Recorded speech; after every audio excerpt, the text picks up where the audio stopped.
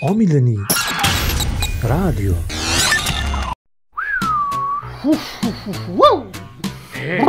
Šta ti je, da ti nije dobro? Ne pitaj me ništa. Probaj ovo.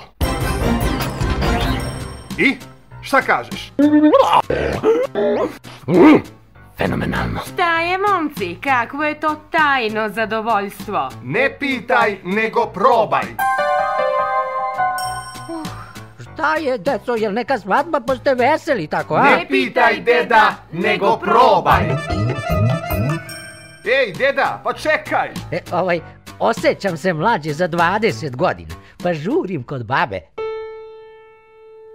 Probudite osjećanja.